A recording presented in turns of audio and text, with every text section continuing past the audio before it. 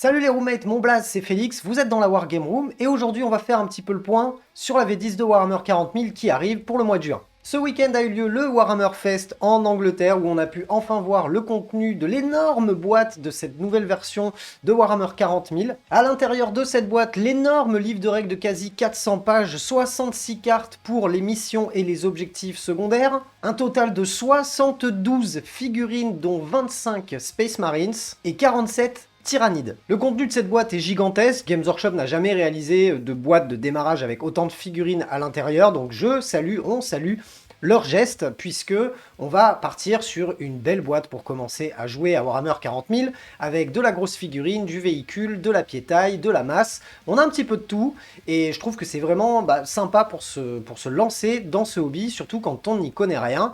Là, ça nous donne quand même un gros panel des différentes type de figurines qu'il peut y avoir à l'intérieur de ce jeu. Côté Marines, on va avoir un capitaine en armure Terminator, suivi d'un Librarian, donc le psycheur de l'armée, lui aussi en armure Terminator, et pour finir, on aura un lieutenant qui lui sera en armure Phobos, avec un combi lance-flamme. Personnage élite, on aura un apothicaire, donc qui sera apothicaire Primaris en armure Gravis, donc beaucoup plus tanky que son prédécesseur. Viendront ensuite les 5 nouveaux Terminators, suivis de 5 vétérans Stenguard qu'on a connus dans la version des Firstborn, mais qui sont maintenant primarisés. On a ensuite une toute nouvelle escouade, donc l'Infernus Squad de 10 figurines, toutes équipées de lance-flammes. Et pour terminer, on aura un Dreadnought Ballistus, qui lui est une version vraiment orientée tir à longue distance du Dreadnought Redemptor. Côté Tyrannide, c'est là où je suis vraiment le plus hypé par cette boîte, puisque on est clairement sur des refontes magnifiques de figurines Tyrannide, et vraiment ça me chauffe de ouf d'avoir cette boîte et de pouvoir enfin peindre ces figurines.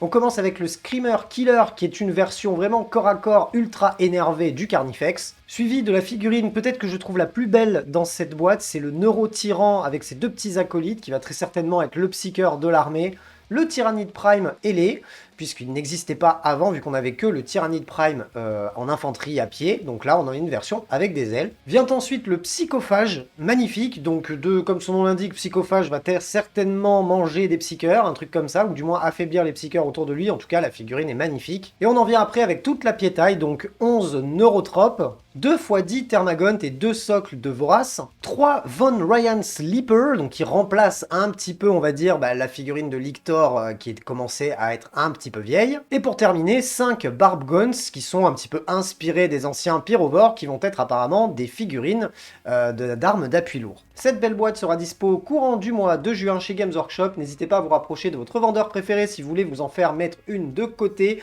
puisqu'à mon avis, elles vont s'arracher littéralement. Avant d'aller plus loin, je vous invite à vous abonner à la chaîne, à mettre un petit pouce bleu sous la vidéo, mais rédiger votre plus beau commentaire, activer la cloche pour recevoir les notifications des vidéos. Vous pouvez aussi me retrouver sur Twitch tous les lundis soirs à partir de 20h30, et si vous voulez aider le studio dans son développement, m'aider à continuer à créer du contenu, puisque je vis grâce aux dons que vous faites à la chaîne, n'hésitez pas à le faire, tous les liens sont dans la description, ça se passe sur Tipeee et sur Tipeee Stream. Mais je voulais avant tout faire cette vidéo pour revenir sur certains points de règles qui ont été partagés par Games Workshop au niveau de cette V10, certes on ne les a pas encore dans leur ensemble, mais je trouve qu'il y a quand même de très bons éléments qui nous mettent un petit peu la puce à l'oreille sur comment la version du jeu va s'orienter. Évidemment, dans cette vidéo, on est plus à l'état de rumeur, et on va faire de la supputation pure et dure, puisqu'on n'a pas encore l'entièreté des règles. Ne me sautez pas dessus dans les commentaires, j'en suis bien conscient. J'ai juste envie de partager avec vous un petit peu ce que j'ai ressenti en voyant certaines règles partagées. Déjà, dans un premier temps, la construction de liste qui n'est plus basée sur un schéma avec peut-être tant de troupes, tant d'attaques rapides, tant d'élites, tant de soutien,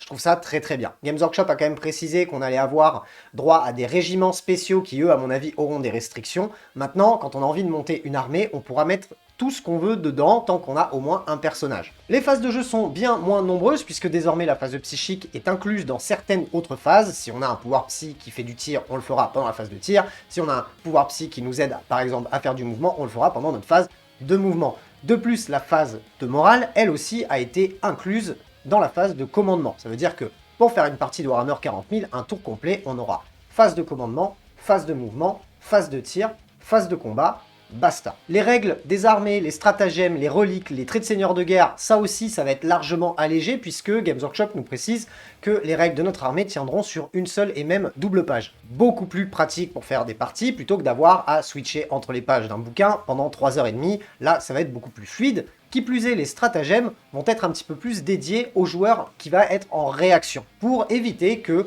quand un joueur est en train de faire son tour, l'autre aille fumer une clope ou boire 3 bières, parce qu'en fait, il a rien d'autre à faire pendant que le joueur clairement joue tout seul. Donc apparemment, les stratagèmes vont être beaucoup plus sujets à réaction, pour justement rajouter un petit peu de dynamisme dans les parties. Les datasheets des figurines ont elles aussi été revues, puisque beaucoup de caractéristiques ne sont plus présentes sur la ligne de statistiques de nos figurines, mais bien présentes directement dans le profil des armes. Là aussi, ça va être encore une petite habitude à prendre, mais je trouve que c'est beaucoup plus simple, puisque maintenant on regarde la liste des armes que l'on veut utiliser, et celle que l'on va utiliser, on va utiliser la capacité de tir qui va avec, et ainsi de suite. Encore une simplification, mais qui est plus de l'ordre de la lisibilité et de la facilité, on va dire, à accéder au jeu. J'ai bien aimé aussi ce qui a été partagé au sujet de certains véhicules, puisqu'on voit que leur endurance a très nettement été augmentée, ce qui veut dire que c'est terminé de balancer 172 tirs de bolter et d'arriver à tuer un véhicule avec de la saturation de mitraillette, c'était pas très logique. Et bien là, grâce à ces endurances-là, on va avoir extrêmement de mal à faire du mal à des véhicules quand on aura une force assez ridicule. De plus, les transports de figurines, pour en tout cas les Space Marines, ont été très largement simplifiés, puisque avant on ne pouvait pas mélanger ou mettre en tout cas du Firstborn dans des véhicules Primaris ou des Primaris dans des véhicules Firstborn.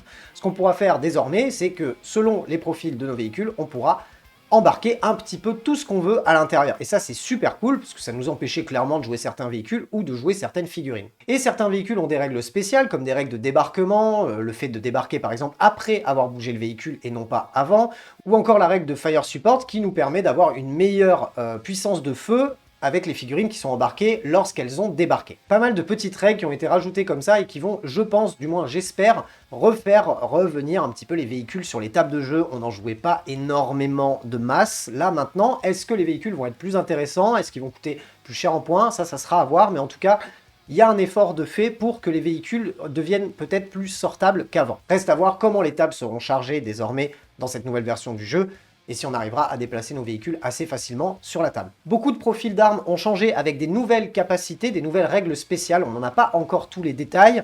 On voit que le lance-flamme par exemple est une arme à torrent, qui va ignorer les couverts, et apparemment, sur certains lance-flammes en tout cas, aurait la capacité de faire directement une phase de morale, on va dire, donc un choc assaut, il me semble, aux unités qui auront été touchées par ces armes. Là où je trouve que c'est super intéressant, c'est une règle qui existait déjà dans des précédentes versions de Warhammer 40 000, ce qui est très intéressant là-dedans, c'est comme la phase de morale a un petit peu changé et que désormais, lorsqu'on rate son test, on ne va plus pouvoir contrôler un objectif, faire des actions, etc.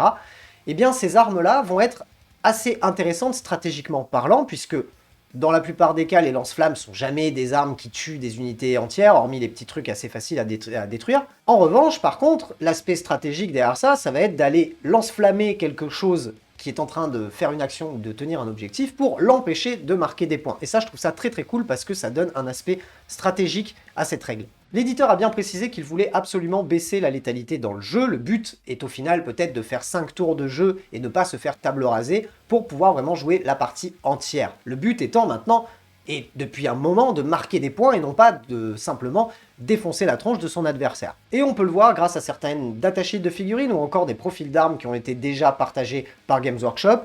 Clairement, il y a de la PA qui a disparu, il y a de la sauvegarde d'armure qui a été augmentée, de l'endurance, donc il semblerait qu'on aille vers une version du jeu où nos figurines mourront peut-être un petit peu moins rapidement, et ça aussi je trouve que c'est une très bonne chose. Pour ce qui est des missions, on revient un petit peu à ce qui a été proposé en V8 avec le Maelstrom of War ou encore le Tempête de Guerre dans la V9, on a un paquet de cartes sur lequel on va pouvoir donc déterminer, en piochant au hasard, le déploiement, le type de mission, l'objectif principal, ainsi que nos objectifs secondaires. Là, on aura le droit soit de les choisir, soit de les tirer au hasard, ce qui nous permet, pour les plus compétitifs d'entre nous, de faire un jeu qui est assez préparé à l'avance, et ceux qui ont envie simplement de s'amuser et de rigoler en jetant des dés pourront tout simplement tirer les cartes au hasard.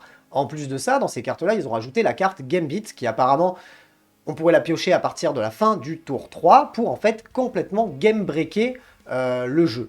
Ce seraient donc des objectifs qui remplaceraient notre objectif principal. Bien évidemment, on n'est pas obligé de la piocher, hein. Souvent on va le faire quand on est vraiment en galère. Mais cette carte-là, une fois qu'on l'a piochée, on a le droit d'ailleurs de la sélectionner, hein. On ne va pas être obligé de la prendre au hasard, et bien on va pouvoir remplacer notre objectif principal par cet objectif-là, qui va être généralement assez dur à accomplir, mais qui derrière va nous rapporter énormément de points de victoire. Là aussi, je trouve que c'est une très bonne action engagée par Games Workshop, puisque dans le but, en tout cas, comment c'est décrit et comment c'est expliqué que ça va être joué, bah, ça nous permettra de jouer des games vraiment jusqu'au tour 5, parce que bien souvent, on se rend compte que, allez, à partir du tour 2, tour 3 et grand maximum tour 4, généralement la game est à peu près pliée, sauf dans certains cas de figure. Mais là, on a l'impression vraiment qu'on va avoir un dynamisme sur le jeu, sur les 5 tours de jeu, et ça c'est très très bien. Et pour terminer, on a eu quelques informations concernant les décors pour cette nouvelle version, et là on est aussi sur une simplification, puisque désormais il n'y a juste qu'une seule notion de couvert, c'est-à-dire qu'on aura un +1 à sa sauvegarde d'armure quand on sera à couvert. La seule différence qu'il va y avoir entre certains décors, c'est que pour être à couvert, les conditions ne seront pas les mêmes. Dans certains décors, il faudra être entièrement dedans, d'autres, il faudra être partiellement caché. Mais dans tous les cas, le couvert dense, le couvert léger, le couvert truc, ça n'existe plus, il n'y aura qu'une seule, apparemment, en tout cas, de ce qui a été partagé pour le moment, il n'y aura qu'un seul couvert existant. La seule chose, encore une fois, qui changera, ça va être vraiment la manière dont on se mettra à couvert. Là, encore une bonne chose, maintenant, à voir ce que ça va créer au niveau des armées de tir face aux armées de corps à corps, puisque on avait, vous le savez, la règle de bloquant qui, mine de rien, était assez avantageuse pour les armées de corps à corps. On pouvait se cacher derrière des bâtiments, on ne pouvait pas nous tirer dessus. À voir ce que Games Workshop tente de faire à ce niveau-là. Est-ce que ça existera encore? Est-ce qu'ils vont complètement l'enlever?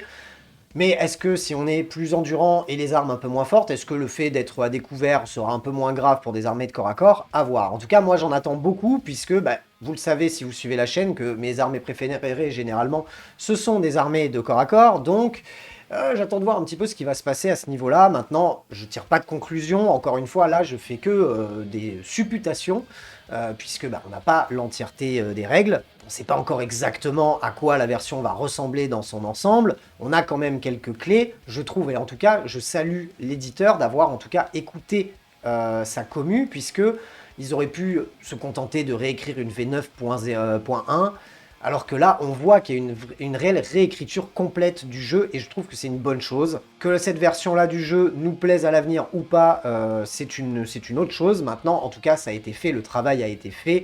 Quand on voit un bouquin 400 pages de règles avec autant de figurines dans cette belle, magnifique nouvelle boîte, on peut quand même se dire qu'ils ont quand même bien bossé. Évidemment, je tire des conclusions, ne m'en voulez pas, ne me mettez pas en commentaire, mais t'es con, on sait même pas encore à quoi ça va ressembler. Moi, je vous parle juste de ce qui, en tout cas, se dessine lorsque je lis certaines règles qui ont été partagées, et un petit peu aussi mes attentes par rapport à cette nouvelle version. J'avais déjà d'ailleurs fait une vidéo à ce sujet-là, je vous invite à aller la consulter, et je suis assez content parce qu'au final, j'ai l'impression que toutes les questions que je me posais, ou du moins toutes les doléances que j'avais, bah, Games Workshop les a écoutées. À croire que je ne sais pas, ils ont un micro chez moi, et ils m'ont écouté, et vous savez quoi, je suis super content parce que, bah voilà, moi je suis un joueur, j'adore jouer à ce jeu, j'ai pas de prétention de vouloir être un énorme compétiteur ou quoi que ce soit, moi je veux juste m'éclater à jeter des dés, et je vous avoue qu'il y a plein de choses sur la version où je me dis, ah ça serait peut-être mieux si, ça, etc. etc. Et bah, j'ai l'impression que Games Workshop va dans ce sens-là, et donc moi, rien que pour ça, bah, je suis assez content, j'ai vraiment hâte de mettre la main sur cette nouvelle version, de vous la présenter en vidéo. Bien évidemment, on sortira des petits didacticiels, plein de petites choses pour vous apprendre à jouer à cette nouvelle version du jeu. En tout cas, j'espère que vous avez aimé cette vidéo. Comme d'hab, si c'est le cas, on met le petit pouce bleu qui va bien. On se retrouve très bientôt pour plein d'autres vidéos. Prenez soin de vous les roommates.